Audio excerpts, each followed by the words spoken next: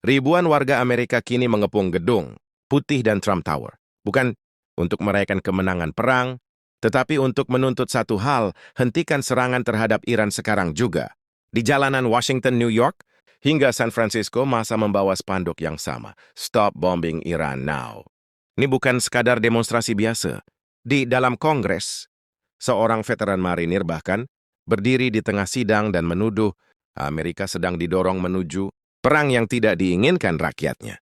Beberapa detik kemudian, ia diseret keluar oleh polisi Capitol. Namun, kata-katanya sudah menyebar ke seluruh dunia. Masalahnya tidak berhenti di jalanan. Data terbaru menunjukkan hanya sekitar seperempat warga Amerika yang mendukung serangan terhadap Iran. Sementara itu, sekutu Amerika di Timur Tengah mulai menolak memberikan pangkalan untuk operasi militer. Di Eropa, kritik terhadap kebijakan perang Washington juga mulai bermunculan. Artinya konflik dengan Iran kini tidak hanya menciptakan ketegangan global, tetapi juga memicu tekanan politik besar di dalam negeri Amerika sendiri. Pertanyaannya sekarang, apakah perang ini akan terus meluas atau justru memicu krisis politik baru di Washington? Dan yang lebih mengejutkan, tekanan terbesar terhadap perang ini mungkin bukan datang dari Iran, melainkan dari rakyat Amerika sendiri. Di New York, ratusan orang berkumpul di sekitar Trump Tower, gedung yang selama bertahun-tahun menjadi simbol kekuatan bisnis Donald Trump kini berubah menjadi pusat kemarahan publik. Massa membawa spanduk dengan tulisan tajam, "No War for Israel" dan "Stop the War on Iran." Bagi banyak demonstran, konflik ini bukan hanya soal geopolitik. Mereka percaya Amerika sedang didorong ke dalam perang yang berpotensi meluas di Timur Tengah. Di Chicago situasinya tidak jauh berbeda. Massa memenuhi pusat kota sambil meneriakkan tuntutan agar operasi militer dihentikan. Bagi mereka, perang dengan Iran hanya akan memperpanjang daftar konflik Amerika di luar negeri tanpa memberikan manfaat yang jelas bagi rakyatnya. Sementara di San Francisco, demonstrasi mengambil bentuk berbeda, namun pesannya tetap sama. Ribuan orang turun ke jalan sambil membawa poster yang menyerukan agar anggaran negara dialihkan untuk pekerjaan, pendidikan, dan layanan publik, bukan untuk perang. Teriakan yang sama terdengar di sana. "Stop bombing Iran now." Yang membuat gelombang protes ini menarik perhatian adalah siapa saja yang ikut turun ke jalan. Di antara para demonstran terlihat wajah-wajah yang tidak biasa. Dalam aksi anti-perang, beberapa adalah veteran militer Amerika Serikat.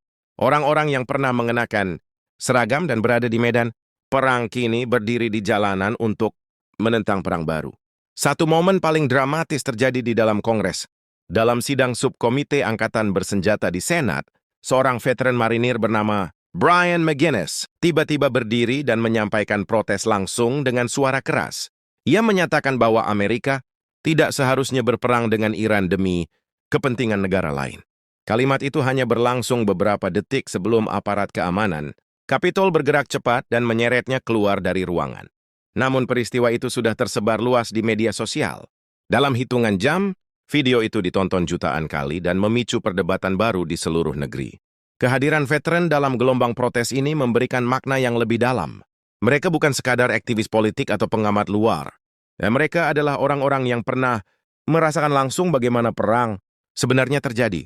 Ketika suara mantan tentara mulai mempertanyakan keputusan perang, banyak warga Amerika mulai melihat situasi ini sebagai sesuatu yang tidak biasa. Di tengah semua itu, data opini publik memperjelas gambaran lebih besar. Survei terbaru menunjukkan hanya sekitar seperempat warga Amerika yang benar-benar mendukung serangan terhadap Iran. Mayoritas menilai pemerintah terlalu agresif menggunakan kekuatan militer. Angka ini penting karena dalam sejarah Amerika, dukungan publik sering menjadi faktor penentu keberlanjutan sebuah perang. Jika dukungan lemah, tekanan politik biasanya muncul dengan cepat. Dan tekanan itu kini mulai terasa di Washington. Di balik pagar gedung Capitol, perdebatan mengenai perang Iran semakin memanas. Beberapa politisi mulai secara terbuka mempertanyakan alasan di balik keputusan militer tersebut. Salah satu suara paling keras datang dari senator progresif Bernie Sanders. Ia mempertanyakan logika pemerintah yang menyatakan Iran harus diserang karena potensi senjata nuklir. Menurut Sanders, argumen itu terasa janggal karena sebelumnya pemerintah sendiri pernah menyatakan fasilitas nuklir Iran sudah dihancurkan. Bagi Sanders, situasi ini mengingatkan pada pola lama dalam sejarah Amerika. Vietnam, Irak, dan sejumlah konflik lainnya sering dimulai dengan alasan yang kemudian diperdebatkan kembali setelah perang berlangsung. Ia juga menyoroti ironi lain. Pemerintah sering mengatakan anggaran negara tidak cukup untuk kesehatan, pendidikan, atau perumahan terjangkau. Namun ketika berbicara soal perang, miliaran dolar bisa muncul dalam waktu singkat. Kritik serupa datang dari dalam Partai Republik sendiri. Anggota DPR Thomas May secara terbuka mempertanyakan alasan pemerintah memulai operasi militer terhadap Iran. Ia menilai pemerintah belum mampu memberikan penjelasan jelas mengenai tujuan strategis konflik tersebut. May bersama rekannya, Warren Davidson, mendukung resolusi yang bertujuan membatasi kewenangan presiden untuk melakukan operasi militer tanpa persetujuan penuh Kongres. Namun ketika resolusi diajukan ke pemungutan suara di DPR, hasilnya menunjukkan betapa tajamnya perpecahan politik di Washington. Resolusi gagal lolos. Selisih hanya 7 suara. 219 anggota DPR menolak resolusi, sementara 212 mendukungnya. Angka itu memperlihatkan satu hal yang semakin jelas. Amerika Serikat kini terbelah dalam memandang perang dengan Iran. Namun tekanan terhadap kebijakan tersebut tidak hanya datang dari dalam negeri. Di Eropa, beberapa pemimpin negara mulai menyampaikan kritik secara terbuka. Perdana Menteri Spanyol Pedro Sánchez menjadi salah satu yang vokal. Semua menyatakan negaranya tidak mendukung konflik tersebut dan tetap berpegang pada prinsip hukum internasional. Nada kritik yang sama muncul di Belgia. Anggota parlemen Paul Magnet menyatakan negaranya tidak boleh mengirim tentara atau senjata untuk mendukung perang yang ia sebut sebagai tindakan ilegal. Bahkan Swiss, yang terkenal berhati-hati dalam konflik internasional, menyatakan bahwa serangan tersebut berpotensi melanggar hukum internasional. Di Timur Tengah, situasi juga tidak sepenuhnya menguntungkan bagi Washington. Mesir dan Yordania dilaporkan menolak penggunaan wilayah mereka untuk operasi militer terhadap Iran. Keputusan ini menciptakan hambatan logistik serius bagi operasi militer Amerika.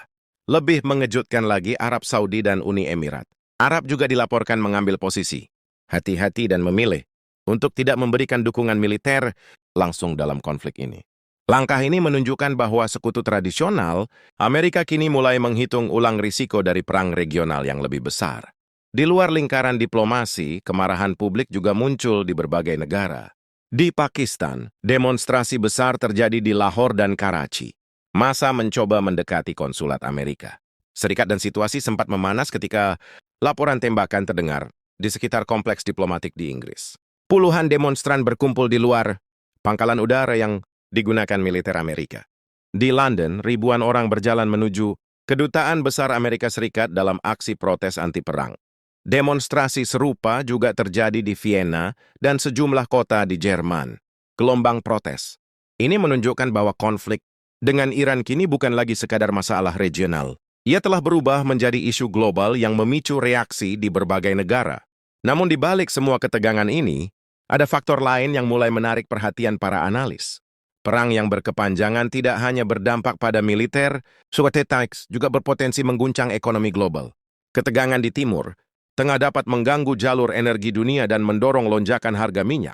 Jika hal itu terjadi, dampaknya akan terasa di pasar keuangan, internasional, dan kehidupan sehari-hari masyarakat di berbagai negara.